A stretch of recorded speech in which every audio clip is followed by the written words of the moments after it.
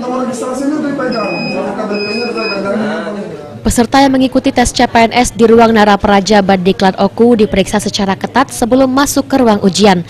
Tak ada satupun logam diizinkan ikut masuk termasuk ikat pinggang. Bahkan uang kertas sekaligus tidak diperbolehkan masuk ke dalam ruang Narapraja lokasi tes berlangsung. Hanya peserta, KTP dan kartu tesnya saja yang dibolehkan masuk.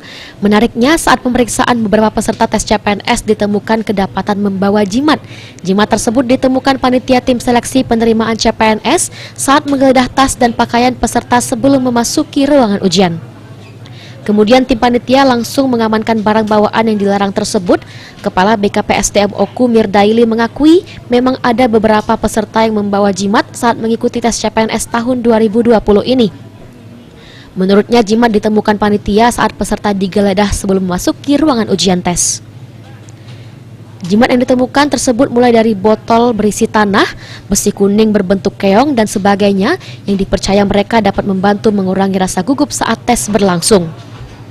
Menurut Mirdaili, dari awal masuk gerbang para peserta sudah diingatkan untuk tidak menggunakan ikat pinggang dan membawa barang-barang yang tidak penting, apalagi jimat seluruhnya harus ditaruh di tempat penitipan barang. Jimat mungkin benda bertuah lah yang dibawa oleh peserta yang berupa keris, ada yang cak kepompong besi kuning, apa namanya itu katanya besi kuning. Setelah itu ada yang botol ada pecah tanah dibungkus. Kalau kita tanya dari orang tua atau dari warganya yang sifatnya nang kriyo untuk bisa jawab, ya usaha namanya kan itu tidak kita sita, kita tahan dulu. Setelah mereka keluar dari lab kita serahkan lagi. Ari Pranika, PAL TV.